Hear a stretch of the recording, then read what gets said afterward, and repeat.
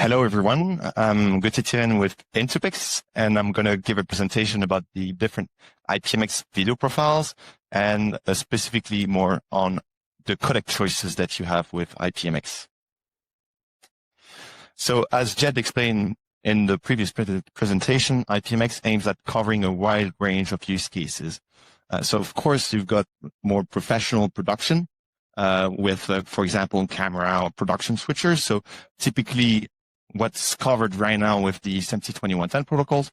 But of course, you've got many other kinds of use cases that cover a wide range of devices. And those devices each have, let's say, their constraint. And that means that IPMX, to be able to be implemented in each of these devices, have to support different kinds of technologies, especially at the codec level. So that's what I'm going to talk more about in this presentation. So video is really the limiting factor in AV over IP. IPMX has many different specifications and protocols underneath, really. So you've got, of course, routing and control with NMOS, as Jed explained in the previous presentation. You've got audio, you've got security and encryption, you've got KVM capabilities with USB over IP, and of course, you've got video. But video really stands out compared to the other aspects of the IPMX specification, namely that it's hard to have a one-size-fits-all solution.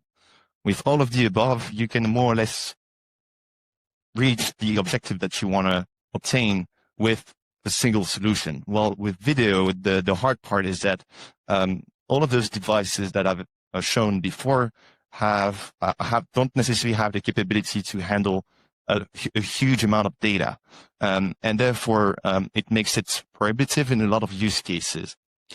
And therefore, the solution to this problem is to compress the data. For example, you want to make sure that you get into devices that have interfaces below 100 megabits per second. That means that you've got to go for a codec that compresses a lot. So this means that depending on the device and the use case, you've got to have different codec options. But the big question is, how do you select the codec? What are the different options that exist? So I want to first give a quick explanation of what is actually a codec. So the basic idea of a codec is that you take data in, you look for redundancies, you remove those redundancies, and then you send the data. On the other side, you've got to decompress the data, restore the original format, and then you can actually view the content.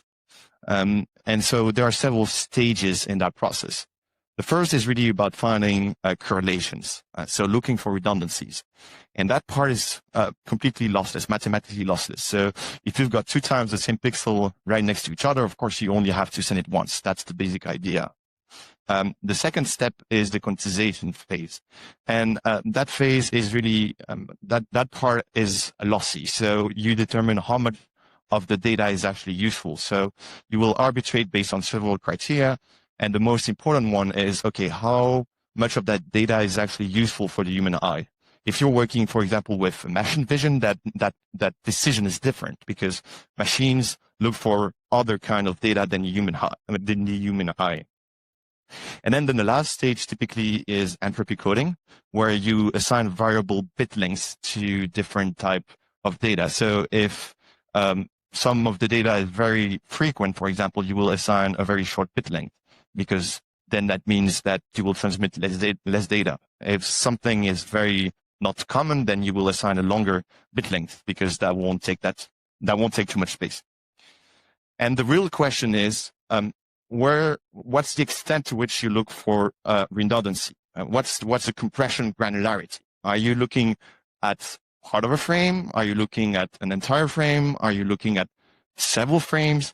And that's really the crux of what a codec does. So there's a trade-off that exists. You can wait for longer, typically, to have more data, so you can look for more redundancies and you can compress more. But what this means in practice is that since you have to wait more, you also add more latencies. And in some use cases, that can pose a problem.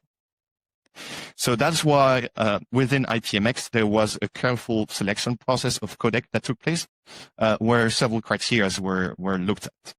So, of course, you can send the data in an uncompressed fashion. So that's really that's the most straightforward way of doing so. So you take one pixel in, you send it over the network, and then you receive it on the other side. So all of the information is self-contained in a single pixel.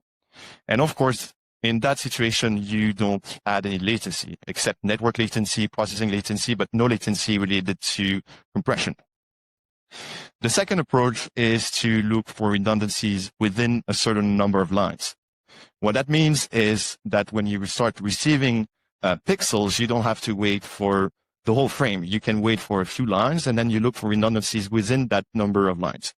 And that means that you maintain very low latency, because if you're looking for, I don't know, 10 lines, for example, you would be under 100 microsecond of waiting time. That means that you can start sending data over the network while the rest of the image hasn't been processed yet. And that's how a codec like JPEG XS works. The second option, which is also frame-based or subframe-based, is to use a temporal coding. So the basic idea here is if you've got some static content, so content that doesn't move from one frame to the other, instead of sending the whole data again, you can only send the difference. And that means that you can compress further. And that doesn't mean that you need to add latency, because you can work at subframe granularity as well. So, for example, the TDC profile of JPEG XS works that way. So you only send the difference per set of lines, and therefore you don't add any latency compared to the standard JPEG XS profile. And then finally, you've got the AVC, HEVC kind of codecs, so long GOP codec. Those codecs typically look at redundancies across several frames. So you would buffer several frames at the encode and at decode, and look for redundancies, temporal redundancies between those frames. And that adds latency, because you need to wait for a few frames typically to start encoding and sending the data over the network. And then on the other side, you need to wait for a few of those compressed frames to arrive to start decoding. So that's really the trade-off that you're facing. So the more you wait, the more you can look at data. So the more you can find redundancies, and the more you can compress. But of course, the more you wait, the more latency you add, and that can pose problem in some use cases. So to answer all of those needs, IPMX has defined 4 video profiles that serve the basis of interoperability. So the technical recommendation documents, so the VSF TR-10 documents, don't specify a specific codec in the same way that SMPTE 2110 with its -22 specification doesn't mandate a specific codec. But interoperability the standard is about interoperability in practice, not in theory. So that's why AIMS, which is more the marketing arm of the IPMX initiative, has defined 4 video profiles and selected 4 codecs, 3 codecs and the uncompressed video profile. And crucially, all of those codecs are standardized either at MPEG or JPEG. So these codecs are future-proof in the sense that the specification are open and anyone can start implementing it. The IPMX allows for proprietary codec, but to be IPMX compliant, to be IPMX certified, you've got to support at least one of those profiles. And so that includes the video profile and or the audio profile. So the 4 video profiles that exist are the uncompressed video profile, which is compatible with SMPTE 2110. If some, let's say, additional constraints are put in particular related to timing and synchronization, PTP. And then the JPEG XS profile is typically compatible with SMPTE 2110-22 equipment that uses JPEG XS with the TR-8 specification. And then you've got 2 long GOP codecs, HEVC and H.264, as well as an audio profile. And then on top of that, AIMS has defined profile options, which are let's say, additional features for a specific video profile. So you've got the TDC, so the temporal differential coding for JPEG XS, which adds additional quality for the static content, so desktop type of content that I've explained. And then you've got the HEVC option for the main 444 10-bit profile. So that's more for AV type of application where you need that 444 quality. So I want to go quickly into the different video profiles that exist and what are the trade-offs that you observe with those video profiles and for which use cases it's advisable to use them. So of course, the uncompressed video profile, there's no visual loss in quality. You just process the pixel as is. So that means that you've got very high quality, the highest quality you can get, and very low latency.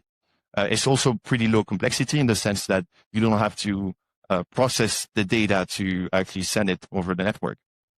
Also, this enables frame-by-frame access because all of the data is self-contained, not within frame, not within part of frame, but within pixel even. And the typical use case is if you want to do professional LAN production. So if you want to be compatible with SMPTE 2110-20 production equipment, or if you want to interface, for example, with a broadcaster studio. It can also be used in the AV distribution use cases where you don't have bandwidth constraints. The second profile, so the JPEG XS profile, is great if you want to have that uncompressed quality, but where you don't have the available bandwidth. So it's really designed to replace the uncompressed video profile in those bandwidth constrained use cases. And of course, you still maintain the frame-by-frame access that the uncompressed video profile offers. So it's great if you've got a mixed storage and live video use cases. And it's also visually lossless, even after several encoding or decoding cycles. So the way the codec was designed is that it allows for the criteria was, okay, we should do 7 encoding and decoding cycles before we can see any any decrease in quality. So it's a great profile if you want to do some professional production that is compatible with SMPTE 2110-22. So that can include studio production or contribution links between sites, or if you want to use some high-end cloud-based workflows. Can also be used in post-production workflows where you need to store JPEG XS frames or play them back. And of course, it's highly suitable for any kind of distribution use cases where you need to maintain very low latency. So typically image magnification. Then I want to quickly explain a bit more the TDC profile of JPEG XS and how it differs in the use case. This profile mode was really designed and conceived to enable 4K 60 content transport over 1 gig networks. So it has the same latency as the JPEG XS typical profile, but adds on average a 50% improvement in compression ratio.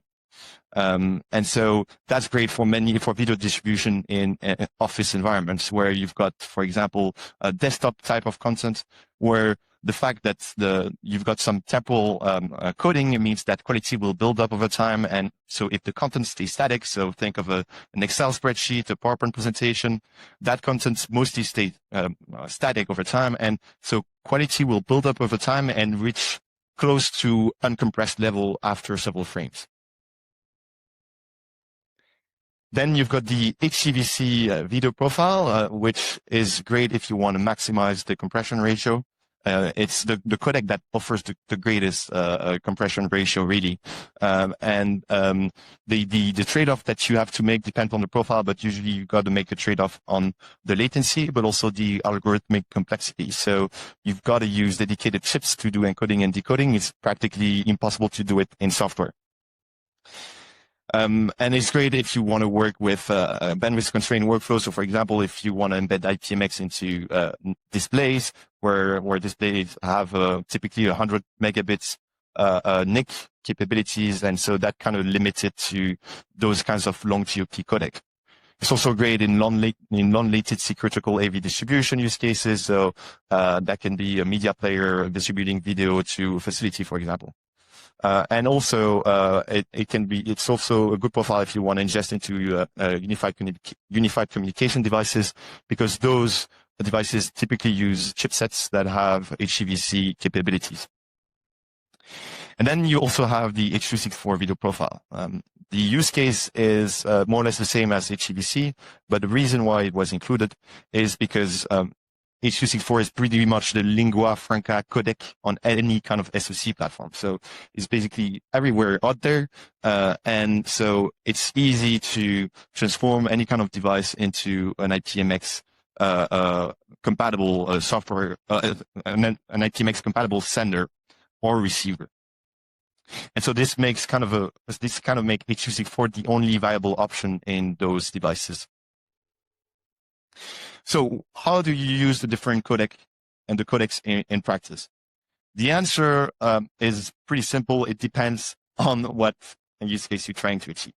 So it depends on what bandwidth you've got available, what kind of latency you want to achieve, and what kind of quality you want to achieve. So in practice, if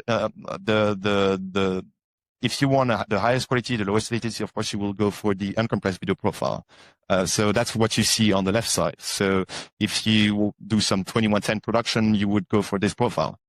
And then if you need to distribute that video in a corporate AV LAN environment where latency is critical, you could use, for example, the standard JPEG XS profile, JPEG XS height for cameras, and so send those feeds back to your 2110 equipment, for example. And you could use the temporal differential coding mode of JPEG XS for a LAN AV distribution where you're constrained by your 1 gig network and where you want to send 4060 content while maintaining very low latency. And then on the second scenario, where you have a more bandwidth constrained environment and where latency is less critical, you might also have a mixed use of codecs. So if you've got a small production setup, for example, where bandwidth is constrained but latency is critical, JPEG XS will also be a good option there. But then if you've got some AV distribution using a digital signage player that just plays back content, you don't need that low latency. And that's where a codec like AVC or HEVC are good options. So how do we guarantee profile compliance? Well, there was in January the first IPMX certification event I attended. So there were 3 media profiles that were certified, and that means that all of the devices that support those media profiles are compatible with each other. And there is an upcoming certification of additional profiles and profile modes. And this was carried out in the EBU, so the European Broadcast Union facility. So that was great because we had a common network environment that eliminated any kind of variables we could observe, and also we had that was an independent organization that is outside of any companies that participates in the IPMX activities, but also outside of AIMS and VSM. So that was great to make sure that we had an independent oversee organization to make sure that we did things properly. So what this enabled, what the certification event enabled, is that the companies that were certified can now officially use an IPMX certification mark, and so this gives confidence to users, but also integrators, companies that have to do quotes. That can be a differentiating factor, saying, okay, I want devices that have been IPMX certified because I'm sure it's going to work in my facility.